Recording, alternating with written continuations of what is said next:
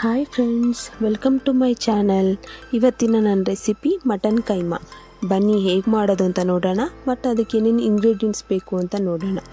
Mutton keema ಮಾಡೋದಕ್ಕೆ ಹೆಚ್ಕೊಂಡಿರೋ ಈರುಳ್ಳಿ, ಬೆಳ್ಳುಳ್ಳಿ, ಶುಂಠಿ, ಸಾಂಬಾರು ಪುಡಿ, ಸ್ವಲ್ಪ ಮಸಾಲ, ಖಾರದ ಪುಡಿ, ಕೊತ್ತಂಬರಿ ಸೊಪ್ಪು, 1 ಕಪ್ಪಷ್ಟು ಕಾಯಿ. ಮತ್ತು ನಾವು ಇದಕ್ಕೆ ಟೊಮೊಟೊ ಯೂಸ್ ಮಾಡೋದಿಲ್ಲ. ಟೊಮೊಟೊ ಹಾಕಿದರೆ ಕೈಮಾ ಉಂಡೆ ಹುರ್ಕೊಂಡು ಹೋಗುತ್ತೆ. ಮತ್ತು ನಾವು 1/4 kg ಮಟನ್ನ ಹೆಚ್ಕೊಂಡಿದ್ದೀವಿ. ಫಸ್ಟು ಮಸಾಲ ಐಟಮ್ಗಳನ್ನೆಲ್ಲ ರುಬ್ಕೊಳ್ಳೋಣ.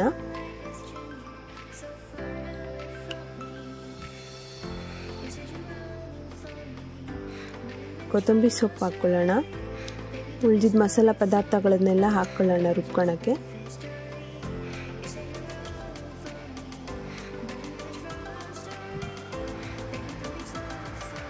ನಾವು ಇದಕ್ಕೆ ಕಡಲೆ ಮತ್ತು ಮೊಟ್ಟೆ ಯೂಸ್ ಮಾಡೋದಿಲ್ಲ. ಅವೆರಡು ಯೂಸ್ ಮಾಡ್ದಲೇ ಕೈಮಾ ಮಾಡ್ಕೊತಿದ್ದೀವಿ. ತುಂಬ ಟೇಸ್ಟಿಯಾಗಿರುತ್ತೆ. ಎಲ್ಲ ಮಸಾಲ ಐಟಮ್ಗಳನ್ನೆಲ್ಲ ಹಾಕ್ಕೊಂಡು ತರಿಯಾಗಿ ರುಬ್ಕೋಬೇಕು. ಏಕೆಂದರೆ ಮತ್ತೆ ನಾವು ಮಟನ್ ಹಾಕ್ಕೊಂಡು ಸ್ವಲ್ಪ ರುಬ್ಕೊತೀವಿ. ಆದ್ದರಿಂದ ಸ್ವಲ್ಪ ಅರ್ಧಂಬರ್ಧ ಅಥವಾ ತರಿಯಾಗಿ ರುಬ್ಕೋಬೇಕು.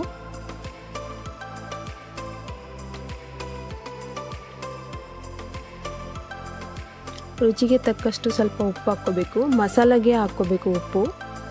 ಆವಾಗ ಮಸಾಲ ಮಟನ್ ಎರಡು ಮಿಕ್ಸ್ ಆಗಿ ಚೆನ್ನಾಗಿ ಹೊಂದಾಣಿಕೆ ಆಗುತ್ತೆ.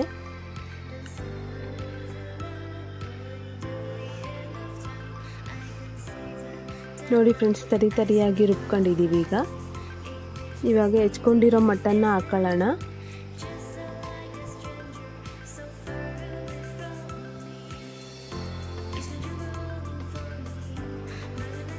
ಇದನ್ನು ಅಷ್ಟೇ ಜಾಸ್ತಿ ನುಣ್ಣಗೆ ಮಾಡ್ಕೋಬಾರ್ದು, ಮೀಡಿಯಮ್ ಮಾಡ್ಕೋಬೇಕು. ನೋಡಿ ಮಸಾಲ ರೆಡಿಯಾಗಿದೆ. ಇವಾಗ ಸಣ್ಣದಾಗಿ ಉಂಡೆಯಾಗಿ ಮಾಡ್ಕೊಳ್ಳೋಣ.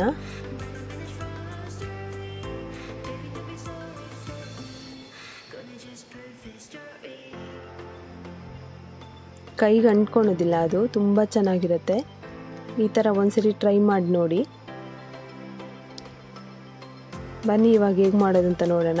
ಒಂದು ಬಾಣಲಿಗೆ ಎಣ್ಣೆ ಹಾಕ್ಕೊಂಡು ಪುದೀನ ಸೊಪ್ಪು, ಮೆಂತ್ಯ ಸೊಪ್ಪು, ಕೊತ್ತಂಬರಿ ಸೊಪ್ಪನ್ನು ಹಾಕ್ಕೊಂಡು ಫ್ರೈ ಮಾಡ್ಕೋಬೇಕು. ಸೊಪ್ಪನ್ನು ಫ್ರೈ ಮಾಡಿಕೊಂಡ್ರೆ ಸ್ವಲ್ಪ ಸ್ಮೆಲ್ ಚೆನ್ನಾಗಿ ಬರುತ್ತೆ ಕೈಮಾದು.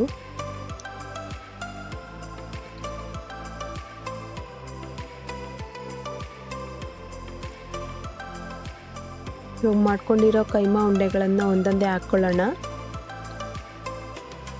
ಸ್ವಲ್ಪ ಎಣ್ಣೆ ಜಾಸ್ತಿ ಹಾಕ್ಕೊಂಡ್ರೆ ಚೆನ್ನಾಗಿರುತ್ತೆ. ಎಣ್ಣೆಯಲ್ಲಿ ಫ್ರೈ ಮಾಡಬೇಕು ಕೈಮಾ ಉಂಡೆಗಳನ್ನ.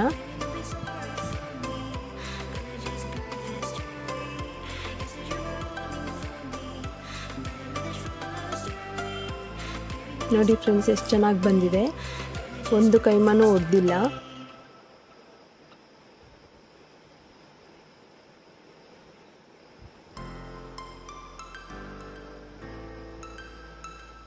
ಎಲ್ಲ ಉಂಡೆಗಳನ್ನು ಹಾಕ್ಕೊಳ್ತಾ ಇದ್ದೀವಿ.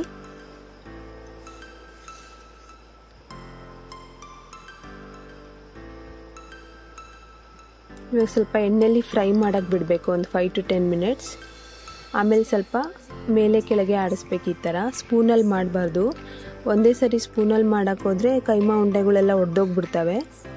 ಆದ್ದರಿಂದ ಹಂಗೆ ಈ ಥರ ಪಾತ್ರೆಯಲ್ಲಿ ಅಲ್ಲಾಡಿಸ್ಬೇಕು.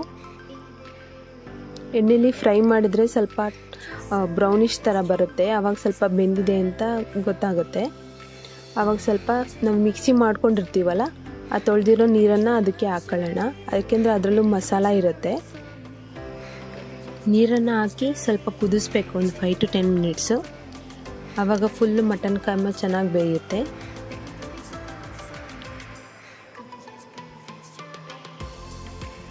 ನೋಡಿ ಫ್ರೆಂಡ್ಸ್, ಎಷ್ಟು ಚೆನ್ನಾಗಿ ಬಂದಿದೆ. ಒಂದು ಕೈಮಾನೂ ಒಡೆದಿಲ್ಲ. ಇವಾಗ ಸ್ಪೂನಲ್ಲಿ ಅಲ್ಲಾಡಿಸಿದ್ರು ಕೈಮಾ ಉಂಡೆ ಏನೂ ಆಗೋದಿಲ್ಲ, ಒಡೆದೋಗೋದಿಲ್ಲ. ತುಂಬ ಚೆನ್ನಾಗಿದೆ. ಸ್ವಲ್ಪ ನೀರು ಬತ್ತ ತನಕ ಕುದಿಸ್ಬೇಕು.